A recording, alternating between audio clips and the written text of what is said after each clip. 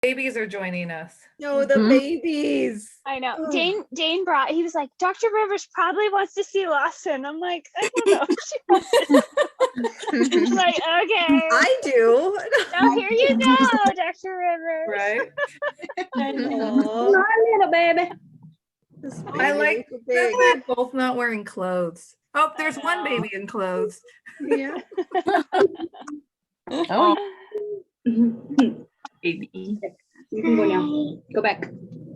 All right, well, friends, we're gonna get going. I know you're all here for Dr. Rivers and you know she's here, but just do a quick introduction. Dr. Rivers is one of our local pediatricians and she's been coming to just encourage and support us for years here at home. And we are just so excited and we're really grateful that you're here, Dr. Rivers. Thank you. Well, I'm grateful to come. This is not my medium of choice. I have stopped all online activities as much as possible. So, so you guys are, I guess, lucky, or however you want to think of that, because you're worth it, I guess, is what I'm trying to say.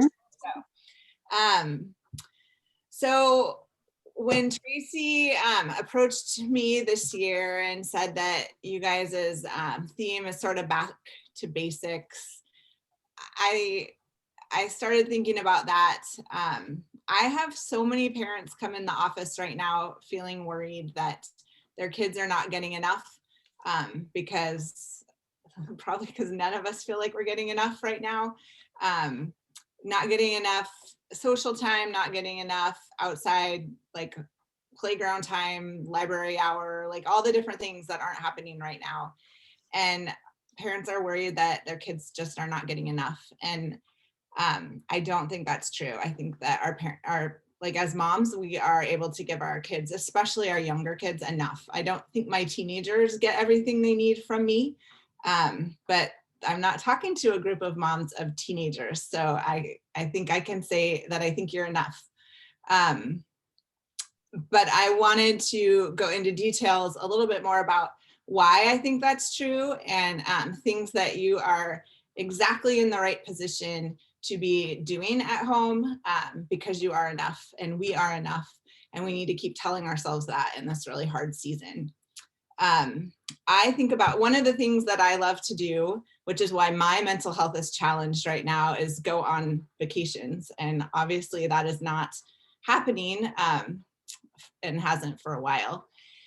And one of the trips that I was lucky to go on was to Peru. And one of the things we did when we were in the Amazon jungle was we went on this day trip with our guide where we went through the jungle and picked up all the things we needed to make our own blow dart guns. And one of the stops was in this village with a hut.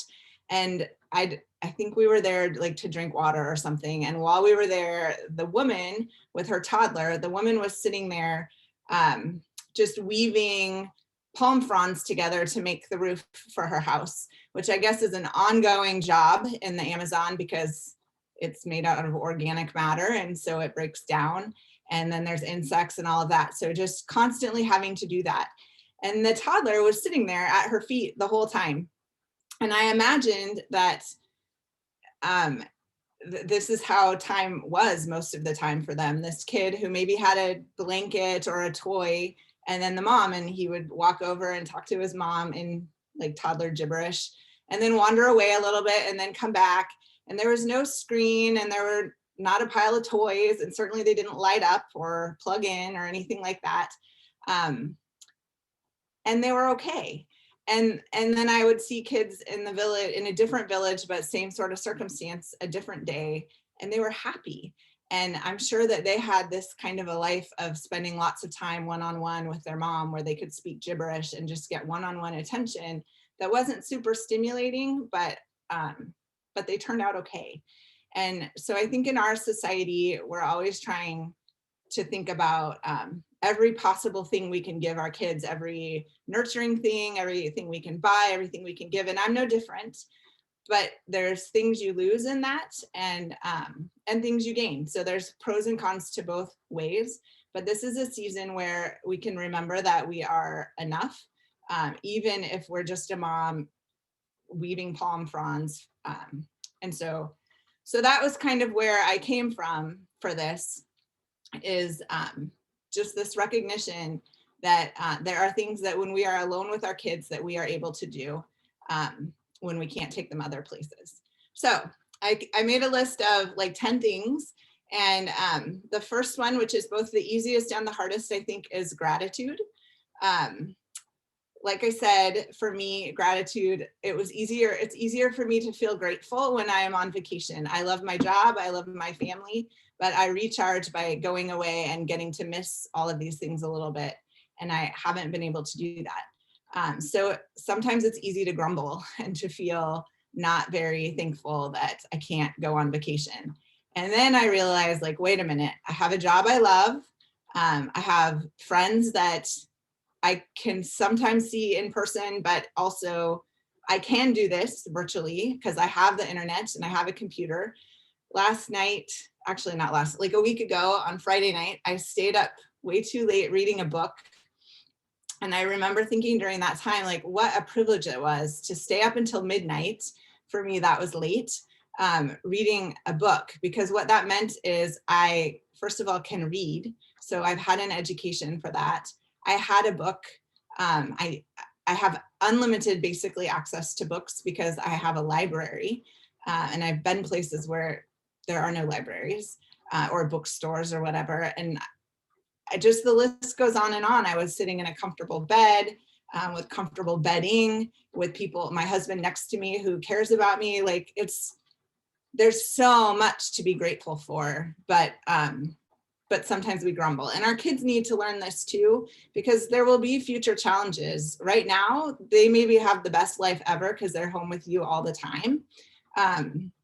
Or maybe they go to daycare or whatever. Everybody's in different positions, but I mean, they have this season of lots of time with you, but there will be challenges for them that are bigger than just like they want to run in the street and you won't let them, or they want ice cream for breakfast and you won't let them, or whatever. And if you practice now while you're with them, showing gratitude for things, then maybe when they get older and they have these challenges, they will be able to practice gratitude too.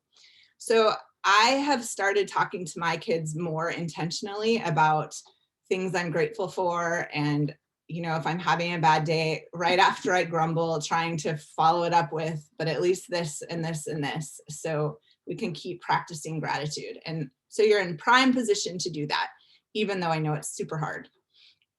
Another thing kids need is to play outside. So outside is not closed, and that is one wonderful thing. It is raining. I'm hearing on our skylight right now, the rain, but also kids don't melt, and neither do we. There's lots of evidence that shows us all the benefits of being outside. It helps vision, it helps mood. I have my list. It helps creativity. I have read a book called The Dirt Cure, which does not actually advocate eating dirt, but eating vegetables from your garden and not worrying if your kid is out there eating vegetables. I remember my daughter, when she was younger, said, I only like lettuce from the garden.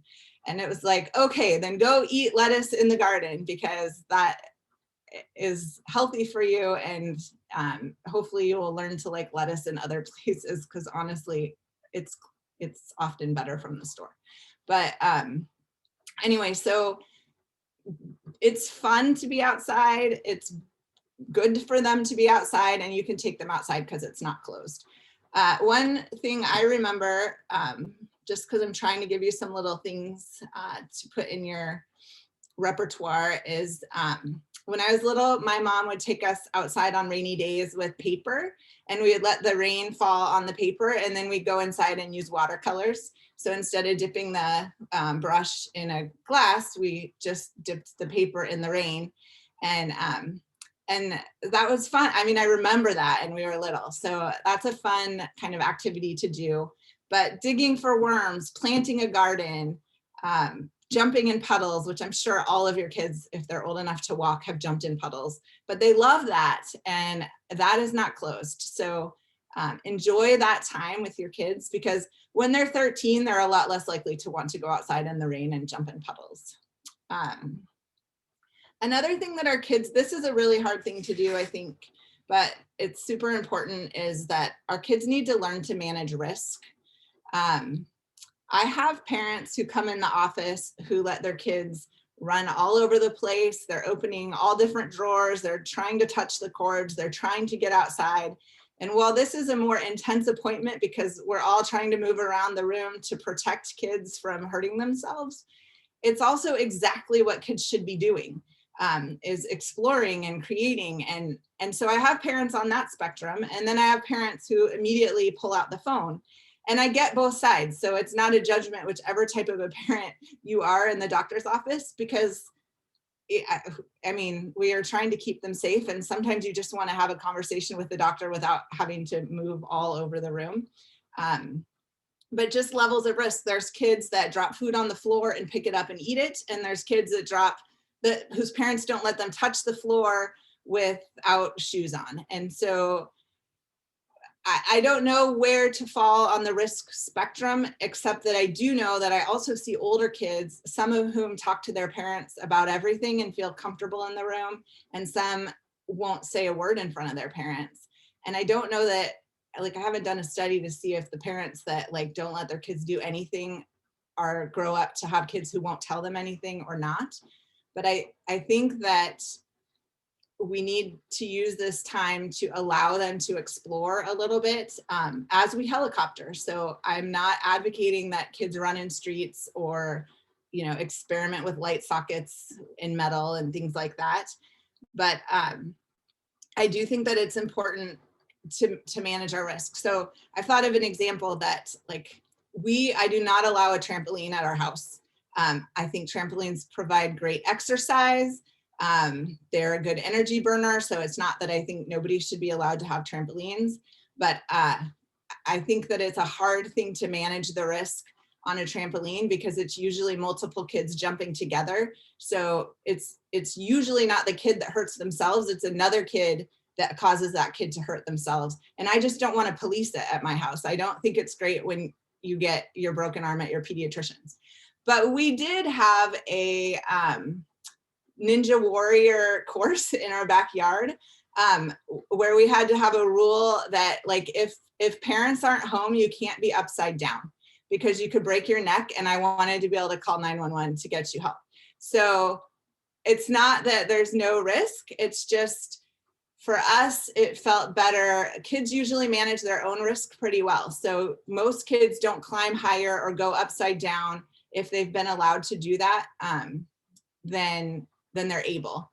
And I would rather them break an arm than be a teenager who is dared to do something and has never had any risk or knows what they feel comfortable with and then go do something crazy. So my encouragement is try not to just say no to your kids as they're little, like right now. Give them a reason. Even a pre-understanding child, like, give them a reason why no. You can't run in the street because it's dangerous. You can't touch that hot burner because it will burn you, it hurts. And then as they get older, try to allow some natural consequences. Like, if your kid falls off the couch and they hurt themselves, it's not that I want those things to happen, but that's okay because they're learning, like, well, maybe a couch hurts, so I shouldn't climb on top of the bookshelf or whatever. So manage risk a little bit, allow them to do things, fight the urge to always think in your mind and parent to the worst case scenario. There have definitely been times where I have just gone away because I don't want to see what my kids are doing. Like, I know I would be too scared. And this said from someone, like, my son is not allowed to play tackle football. He wishes that he would. He has friends that do. Like, I do manage risk. And I know there's lots of, like, his friends do, and I don't judge their parents for it. I just can't do that in our home. So I'm not telling you what risk is appropriate and what isn't, but I do think it's really important that kids learn to manage risk and for us to try to let them do a little bit more often than is in our heart to let them do. And then also when they get older, talking to them about risk, like, what do you think could happen? They never think about what could happen. And we always tell them, like, if you lean back in your chair, you're going to fall over. But letting them kind of think about that a little bit. And then when they do fall over, reminding them, like asking that, how could you fix that in the future? So they can try to figure it out, because maybe it's fun for them to fall in the chair. Like, we don't want that to happen, but for them it's fun. And so anyway, that's one of them. I think this is a fun one. I think that it's important for kids to learn how to wonder. I love wondering, and I think that we're in a generation where we're kind of losing that sometimes, because we don't have to wonder. We can look something up almost instantly all the time, but we don't actually know everything. And I want to encourage our kids to wonder. So I would encourage practicing all the time out loud wondering. Like, I wonder why that dog is barking. I wonder why those people are laughing. I wonder what it would feel like to fly like that bird. This shows them that it's okay not to have answers, because kids also, they want, I mean, adults too, we want to have answers to everything all the time, but I want my kids to ask questions that they can't answer, so they keep striving higher and higher. I don't want them to always know. And I don't want them to stop asking questions because I always answer so quickly. So encourage wondering. The other thing that wondering does is encourage people to think outside of themselves. And the world is also very self-centered, and our kids are very self-centered. So asking what they think about others just broadens the world a little bit for them. It also allows for problem solving, which is the next thing that I think is important, and storytelling. And for me, I think it's a little magical to still wonder things. Like, again, I feel like I know or can know the answer to almost everything. And it's refreshing to know that I will never know why people over there are laughing, but I can make stories in my head, and I don't ever want to lose that sense of wonder of thinking of the next thing. So enjoy that with your kids. Ask questions, listen to what they have to say. It's pretty fun. I have talked before about how I think that problem solving, like, that is one of our family mantras, is that we are a problem solving family. I think that's super important, and it's something that you can practice at home with your kids all the time. I think it does take practice. I think I am good at problem solving. And I think that because I also see other people who are not so good at problem solving, and it drives me crazy. I am not a very analytical person. So I am married to a very analytical person. So he solves problems by, like, pulling out the numbers, and I solve problems by brainstorming ideas. And it's nice to have both. But they do not always complement each other very well. Often, like, he has to do it or I have to do it, and both ways are fine, but we cannot do it together always. But I think whatever way, it's important for people to learn to problem solve. So I digress. So I think it's a great time to ask kids how to solve problems. So start with wonder questions, like, I wonder why the dog is barking. What do you think? And then listen to what they have to say. And then realize there's no wrong answer. So if they think the dog is barking because the sky is blue, I mean, that doesn't make sense to me, but okay, like, that's not wrong. And then, well, what else could it be? Like, you keep brainstorming, and it's a fun thing, because there isn't a wrong answer. As parents, so often there is a right or a wrong, or we're always teaching, and this is teaching, but it's teaching with no wrong answer. And it's just pretty fun, I think. So start with that, and then keep encouraging them to come up with more ideas. And then when they get good at that, and you get good at that, then start adding in actual problems for them to solve. So if they don't like cleaning up toys, you could say, well, when I have to clean something up, I like to listen to an audiobook, or I like to listen to music. How could you solve this? How could you make cleaning up more fun? The answer isn't, I'm not going to clean up my toys, but the problem is, it's not fun to do it. How do we make it better? And they're low risk things, right? Like, if they don't clean up their toys, nobody gets hurt. It's just pretty annoying, because then you stay up later cleaning up their toys, and that's not fun for anybody. But add in the small problems, and then, like, during meltdowns and stuff, because I know we all have those, even as adults.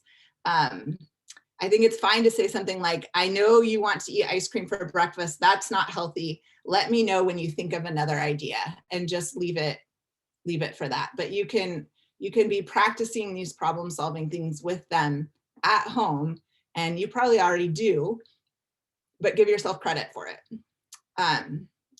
It is super important for kids to learn how to wait. I know it's hard to wait myself, but life is full of waiting. I wait for patience. I wait for parents to undress kids. I wait for them to get them dressed again. I have to wait at sporting things for my kids or like youth group that it never ends on time. Even if I get there half an hour late, like then that night it's 45 minutes late. Like it doesn't matter. I'm always waiting. And it's easy to start grumbling about that. So then I try to be grateful, like we talked about at the beginning. But life is full of waiting. So having your kids learn to wait is okay. And I know that that is hard. If my child is having a meltdown, I want to stop the meltdown first, but telling them you're busy is fine. If they're obviously doing something unsafe, you stop what you're doing. But tell them you're busy, be understanding that their meltdown is how they're going to cope with it, but let them know that when they're feeling ready to come talk to you and you're not busy anymore, then you'll be happy to work with them. But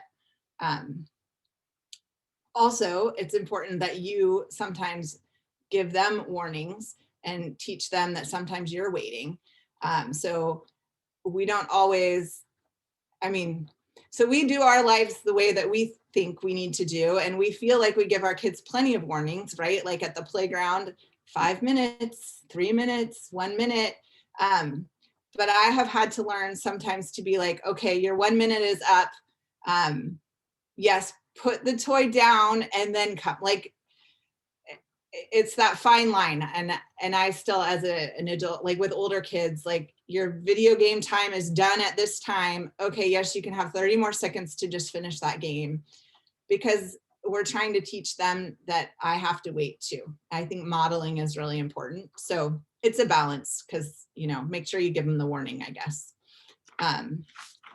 Okay, the next one is creating an identity. The world will give our children labels, and they're not shy about it. So you being able to be with them allows you to give your child the identity instead. So I hear identities like, oh, he's a biter, or he's impulsive, or she's shy, or she's a drama queen. And these are all true, but they're not necessarily positive labels that we would want our kids to always have. They're okay traits, but they're not necessarily great labels.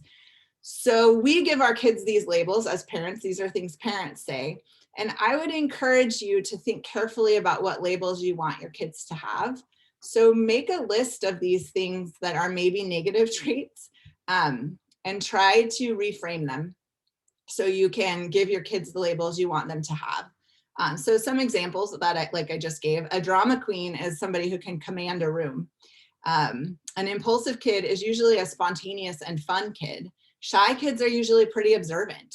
And so if we use those words instead, it's not a lie. But I would rather a shy kid grow up thinking like, wow, I'm really good at seeing things.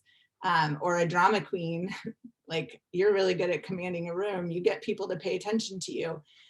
Because I have learned from my own kids that we all are really good at knowing what we're not good at. And kids especially hate feeling different. Maybe not at 18 months or 2 years, but by elementary and middle school, they hate feeling different. And my faith says that I think God gives us our differences for a reason, but if we don't try to reframe these labels for our kids, then they're just going to feel the negative side. And so, like, my son has always been he's almost 15. He's always been a sensitive kid, like crying when we would leave him at places he wanted to be, even in elementary school. Just crying a lot, big feelings kind of a guy, and hated that because nobody wants to cry in front of their friends. And we have always tried to reframe it as, you understand what is happening in the world. Like, and it makes me cry because I just think he's so cool. But he hates that about himself. And my daughter is a rule follower, and that has gotten her in trouble always, because she's not tattling because she wants to get kids in trouble. She was tattling because she didn't understand what to do, because she was trying to follow the rules. And so by labeling things in a different way than like a tattletale or a crybaby, my daughter is hugely passionate about social justice. Like we have been able to channel that into, she wants to make the world a better place. Again, I'm crying because like, I mean, I think it really matters how we call, what we say to our kids. And so, gosh, I don't think I would have cried if we were in person. So, you know, bear with me, but, and my son uses his compassion and wisdom to see a room and can really make people feel special and better, and notices things that he can come back sometimes and tell me and be like, Mom, did you see that? Like, no, I had no idea. I was not paying attention in that way. So again, I don't think that I have done everything perfect by any means. We have our meltdowns, we have our, like, I'm not a perfect parent, but I'm proud of the fact that I have been able to see the weaknesses in my kids and turn them into strengths, because we all have weaknesses. And so along those lines, I've also talked about being optimistic about what we want for our families and our kids. So like we have called our family a problem-solving family long before anybody was good at problem solving, because I just wanted our kids to always think that that's what we are. Other labels that I gave to us growing, like I never wanted my kids to remember the first time we helped others. So like from the time they were babies, we would deliver gifts at Christmas and things like that, because I don't want them to grow up thinking that this is like a special thing you do. You just help people. And same with like, we're a reading family, or that was my goal. One of them is a reader and one of them is not. But I tried to do that by like reading from the time, like when I was breastfeeding them. So I never wanted them to remember their first book. And I think that we do a lot of these things without even really identifying it. But I do think it's important to figure out what kinds of things and what kinds of labels we want for our kids. And so what better way to do that than being home with them all the time? That's what I think. So the next one is that I think it's important for kids to learn to apologize and to forgive. And I don't know about you, but there are more meltdowns happening by myself. Like I am having more meltdowns than ever before. Like it is such a hard time. I don't think we are meant to be home all the time with our spouses and our children, especially our teenage children. And I love them passionately, but like I go to work all day, I come home, they want me all the time. Like there's no time. So there's meltdowns. And sometimes I need to say, I'm sorry. And I think that we get to model that. And so we got to forgive ourselves when we're human, and we have, like, we yell or we say something we wish we hadn't. And just in the same way that we want our kids to say they're sorry, we get to say we're sorry. And I think that that's a powerful thing. And then just like I want my kids to forgive me when I've done something wrong, I want to offer forgiveness to them. And so I think that takes being humble, and it takes practice, but it's something that we're positioned to do when we're home with them. And for better or worse, we get to have temper tantrums sometimes because we're home. I also think that humans seem to do the same things over and over again. Like it's not really a surprise to me when at night I get frustrated and lose my temper at 9 because somebody's been playing video games and now they're done. And now they need to talk to me about all the hard things about their day when I'm ready to go to bed. That's going to happen like every single day because I don't have patience after 9. I'm just tired by then. So I think that it's important that we find patterns and we teach our kids, like, if you're getting the same results every time you do something, like plan in advance how you're going to handle that. So then you don't have to do the same thing anymore. So my family, we are still learning and we are not perfect at this, but knows that after, it used to be 8:30, it's getting later and later because they go to bed later than me now. But after 8:30, like I'm not a nice mom anymore. So don't come to me with your big problems after 8:30. I have time for you when I get home until 8:30. Like talk to me about the hard stuff all you want. Also, my husband knows if it's been a really hard day to text me when I leave work, because I usually say, okay, I'm leaving. Text me and say it was like, expect it was a hard day. So I can mentally prepare in the car to come home and have it be hard. that is helped me to be able to be ready and like steadfast to handle it. And we all have our things, but if we can teach our kids, like, this was the problem I saw, this is how I'm trying to fix it, I messed up this time, I'm going to try again. But we teach them to break their patterns. And so so I encourage that. And again, I know with a 3-year-old, it's a little different than older kids, but I still think we can be practicing those principles a little bit. Like, when you bite and then he hits you, what do you think, why, how could we do it different? And so working on that. I talked about this before with identity, but I think priorities, like deciding what priorities and modeling those things to our kids is something that they can uniquely see if we're home with them. So if exercise matters to you, then exercise in front of and with your kids. And reading, if that matters to you, read in front of your kids. Again, with my faith, like our pastor has talked about how he used to read the Bible on his iPad, and his kids thought that he was just playing video games all the time. And so he then started reading his actual Bible so they would realize like he's modeling for them. And so whatever it is that is important for you to have your kids see, like, do it because they're watching you. And I tell people, like, screen time, kids before about age 18 months, they can't really learn from screens, but they can learn habits. Like, they can learn that, oh, whenever we're sitting waiting for an older sibling, mom pulls out her phone and is scrolling through it, versus when we're sitting and waiting, like, this is magic time where we sing a song or we talk to each other or whatever. So choosing your time and how you want to model. And again, no judgment if that is your one chance that you get to read through your emails. Like, I get it, but I'm just saying, like, think about it because they're watching. And then my last thing isn't, all it is love. Like, what do kids need the most is they need love, and they're going to get that from you at home better than they're going to get that from any preschool teacher.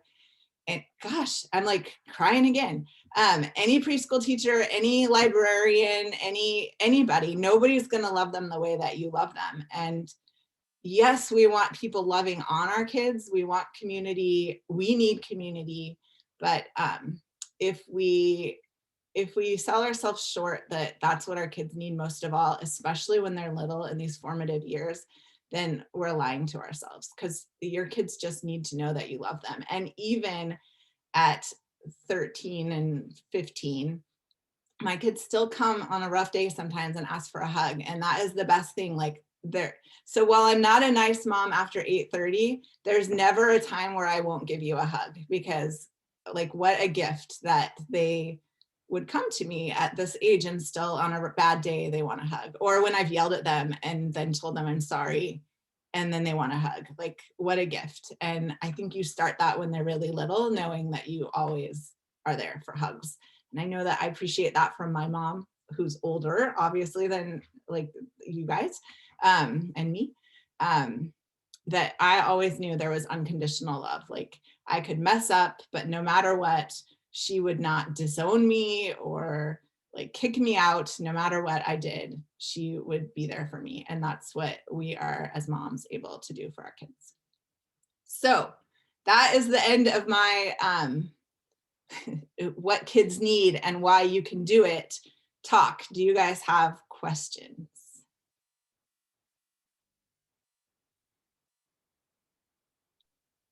Dr. Rivers, that was so helpful. Thank you. Yeah, anyone want to jump in with questions? Lindsay, are you unmuted? Oh, no, yeah, that was just really good. That was just amazing.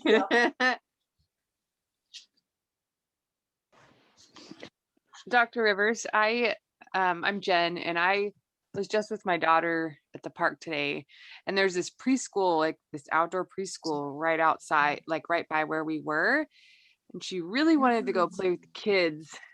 And I told her, I really wish you could too, but they're in school and we can't go to their school especially because of COVID, and then they were like kind of like screaming and stuff, and she's like, oh, they're screaming because they really want me to come over. And I was feeling really guilty.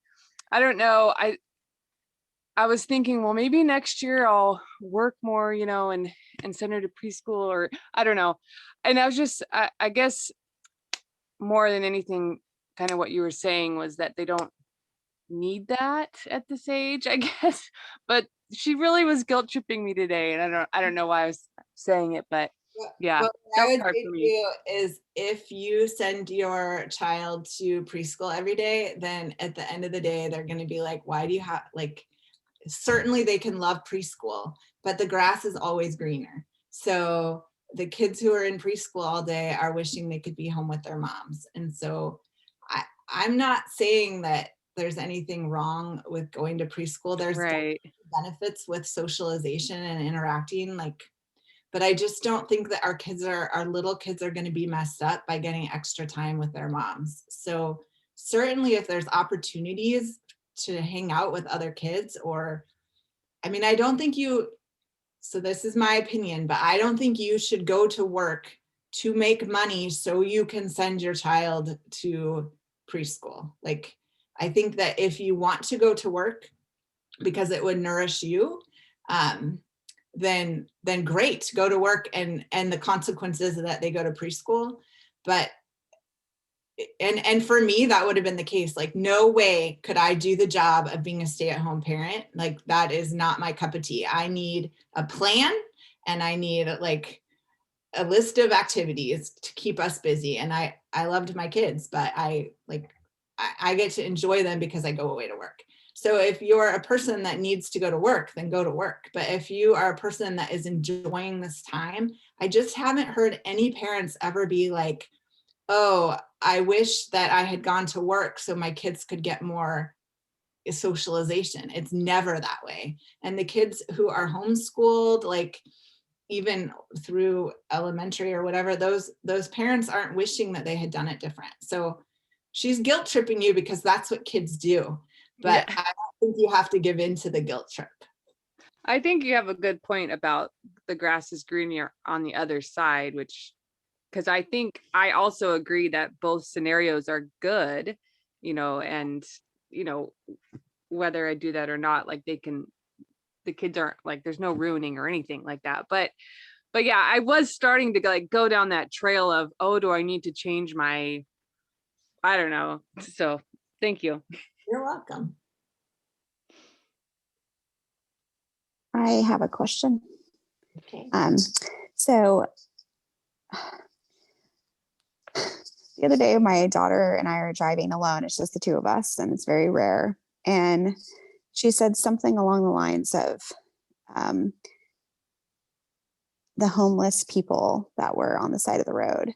And so she's now 7, and she starts brainstorming what she could do to solve homelessness and building shelters and who's going to pay for it and how would the rooms look and like all of this stuff. And I noticed that she's like really struggling with societal issues that I don't have answers to. In what ways could I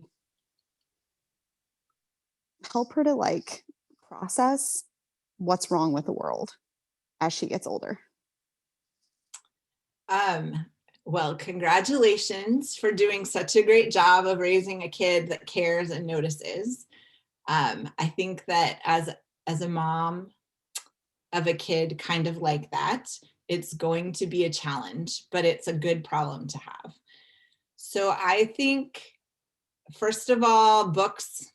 I mean, getting books and depending on age level of, I mean, different kids are ready for different things at different times, and you have to know your kid, what they can handle emotionally and what they can't. But I think reading about things, but again, this is where that whole like problem solving and wondering.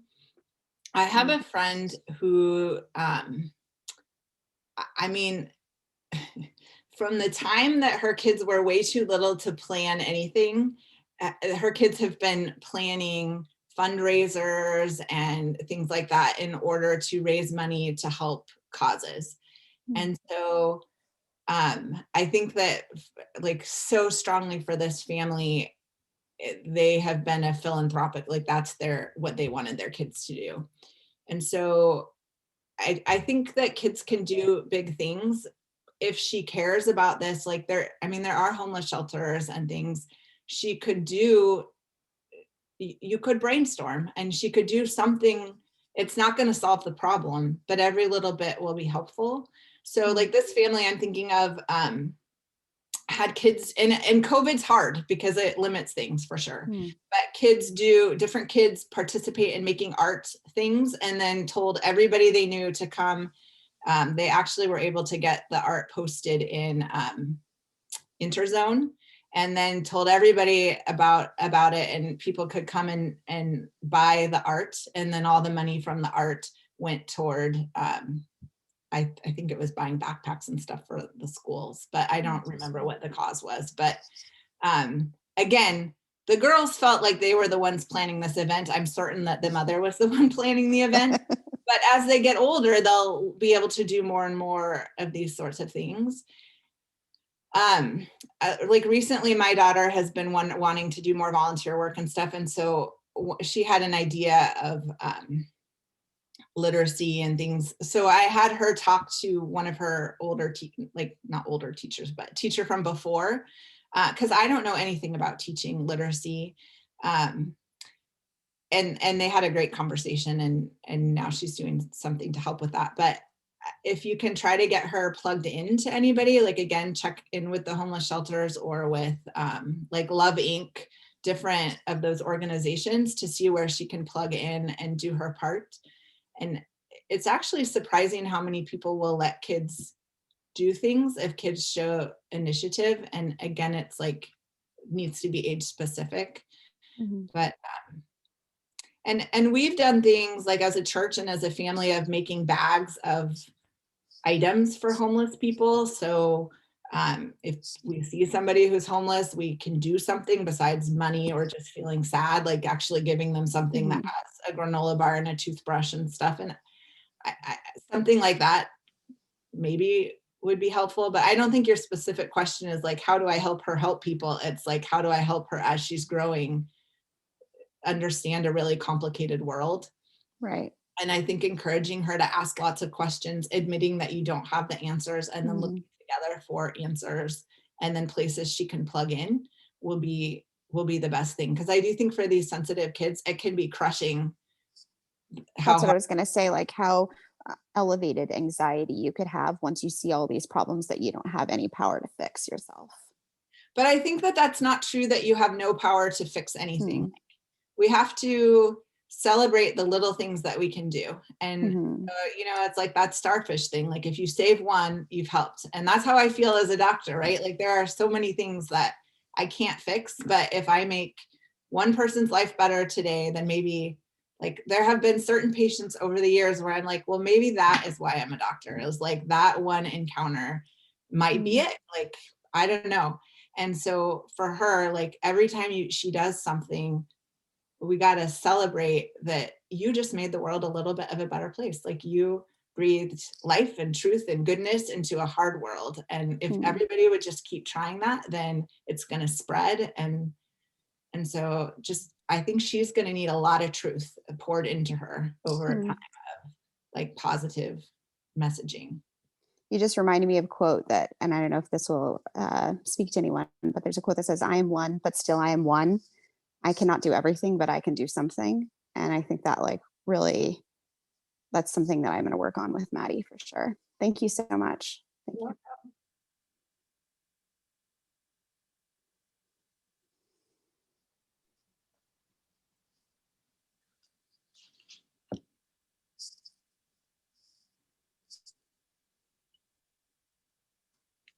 Dr. Rivers, I have a question. My kids are fairly close, 6, 4, and 2. And we have had a lot more like quarreling and like sibling rivalry during quarantine. I confuse any like helpful hints? Like we try and distract and redirect and like talk about the relationship a lot, but is there just like something I'm missing that will just keep it at? I don't think so. I mean, I think that it's hard. This is hard. And in normal times, maybe you take each one out for a date, or like we would do coffee shop dates and stuff. Well, we're not doing that. And they don't want to, I'll still do dates with them, but it's like a walk and sometimes in the rain. They don't necessarily want to do that. But but I think again, like I've always been an advocate of talking to our kids, not like they're adults, but like they have the same value as adults, because I think they do. And so making sure each of them feels special and all of that, but I'm sure you do all that already. It's just, this is a hard season. But I think it's okay to, like, that whole, like, they need to learn to wait. They need to learn to apologize. It's okay to be like, you guys are not, you are not being nice to each other. Each of you can go in a different space. And then you play a song really loud that you like. So that way, and you cannot come out of your space until the song is over or something, like to take breaks. But I think it's just a hard time and you're not missing anything. And if anybody here figures out sibling rivalry, I would love to hear it, because I think it just is. And I think we all know parents who have kids who get along perfectly and beautifully. And it's like, why can't I create that for my children? I don't know. I think we just do the best we can and hope for the best. So I'm sorry I don't have more wisdom on that for you. It was worth a try. Yeah.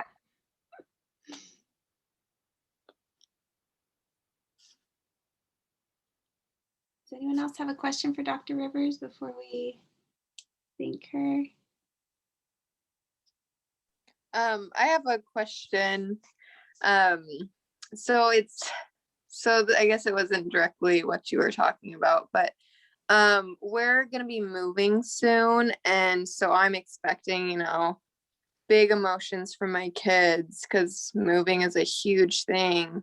Do you have any advice of kind of how to talk to your kids about it and just make it a lot smoother than just we're up and moving, because for my 4-year-old right now, it's just like, oh, cool. Like every house I see with a for sale sign, like that's our new house, right? And he's just excited about it. But I know that, our house is our home, and it's not, once you move, it's not your home anymore. So I would argue with you about that. I think you are their home, not the house they live in. So I have a lot of connection to my home because I have all these memories of them in it.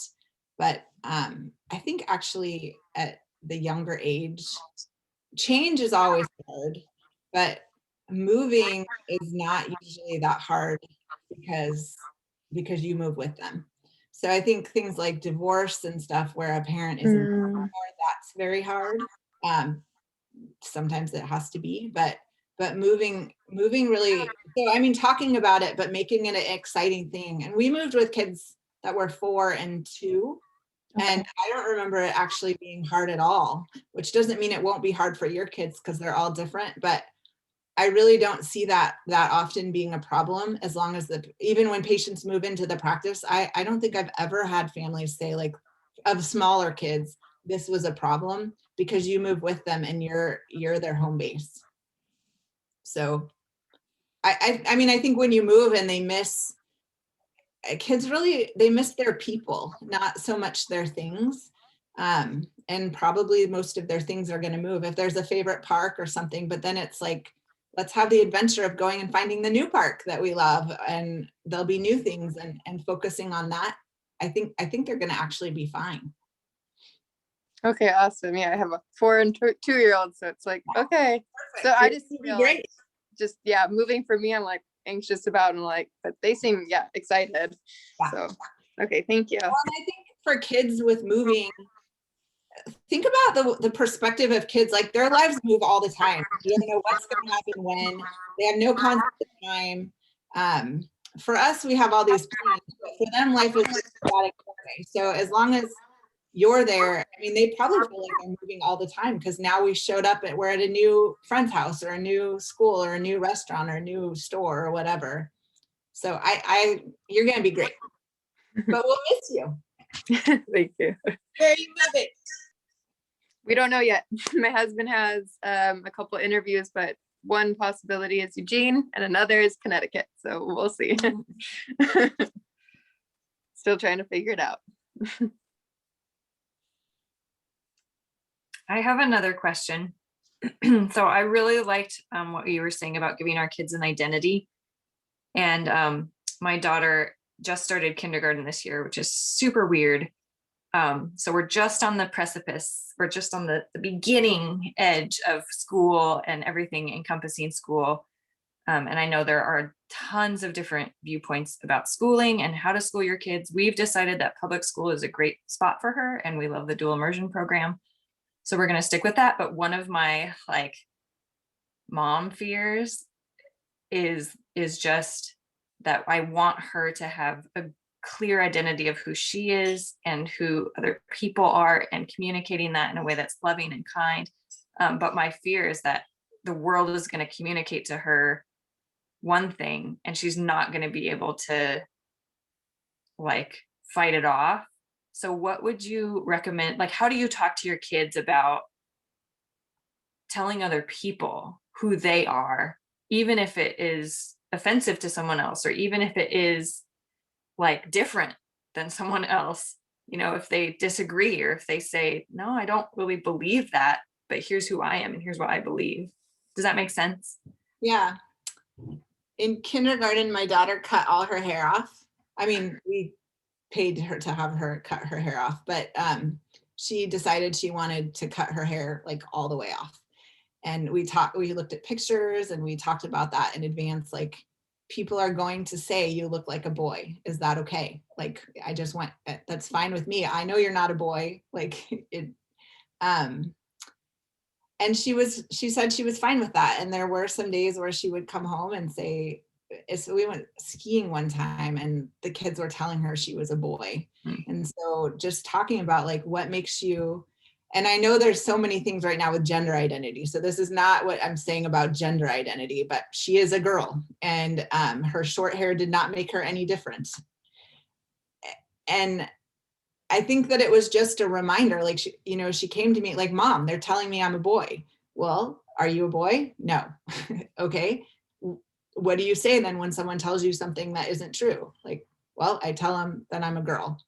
Okay. And if they say, no, you're a boy anyway, then what do you do?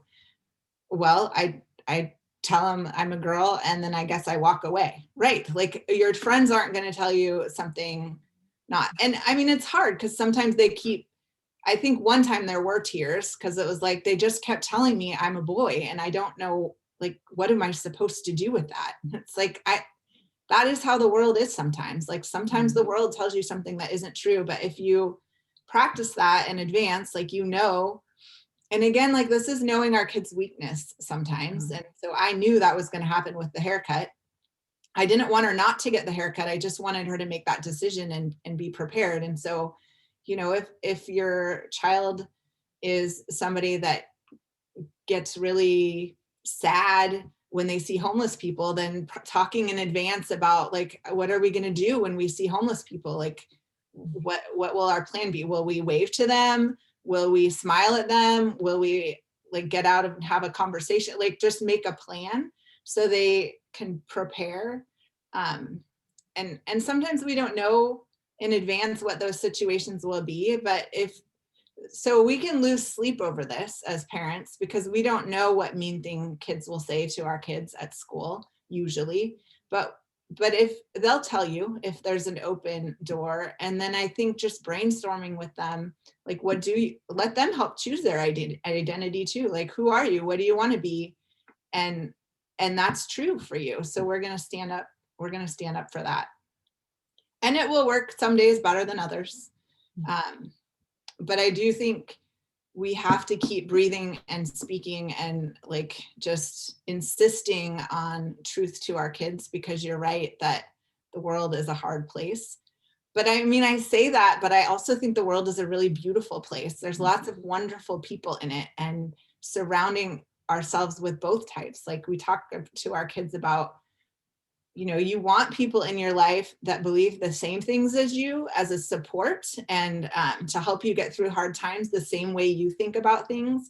But then you want people in your life that do not believe the same things as you, so you can continue to grow and not get so micro-focused. And so it's finding that balance.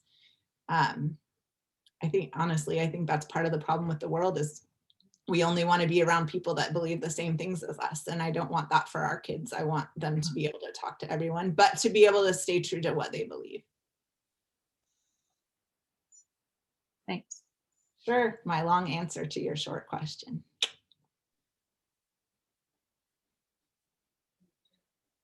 All right. Well, Dr. Rivers, we are so thankful. Thank you for coming and speaking. And I just love that you started with "You Are Enough." I feel like, I don't know, my heart needed that today, and I don't think I'm alone in that. So thank you so much. And yeah, I like the clap hands down there. Yeah, thank you so much. We really appreciate your time. Thank you. I just see. Thank you so much. Okay. Sorry. I just saw the chat box and I wanted to make sure it wasn't another question because I'm not that savvy at this, but it's not. So. All right. Well, thank you guys. If you want me next year, I would love to come talk to you again. And if you want me more, that's okay too. Absolutely. You can probably count on it. Yes. Well, good luck with raising your children in this tricky time. And I'm glad you have each other. Thank you. And homies, we have a couple drawings really quick before we let you go. Tracy Lawrence, do you want to talk so that we can see the first goodie? Yes, I have 3 goodies, and they're actually all identical this week. So I have this great, what is this? A water cup? Tumbler? Tumbler. Thank you. I have this great tumbler. It's actually metal, which is lots of fun. And it has the home sticker on it. And then it's full of a little bit of goodies. Just to make you feel a little better. And if you need a good hiding spot, my house is horrible. Everybody knows where I hide my candy. This is like, you can just pretend like it's full of water. So there you go. I love it. All right, so I pulled 3 names. Ready? Our first one is Monet. Are you still here, Monet? Is this just random? I didn't know I was entered in anything, but sweet. Yep, Thanks. for showing up. You've been Okay. entered. Alicia Ibarra. Woohoo! Can't tell if she's still here. Oh, there she is. She's down there. Cool. And then Aileen. Woo! I think Aline is Fire Tablet. Oh, I'm here. oh, there she is. Yay, Fire Tablet. I had my video unmuted because my kids are over here making ruckus. We get it. Well, friends, thank you so much for coming. You're more than welcome to stay on and chat, but it was so good to see you guys. A couple housekeeping things. Keep an eye out for an email. We're going to be sending out a survey in the next couple days, just asking about your opinions about timing and Zoom and how we could make it better, because that's our goal, is just to keep making it home better for you guys. So keep an eye out for that. And then also an email announcing spring term dates and times and all of that good information.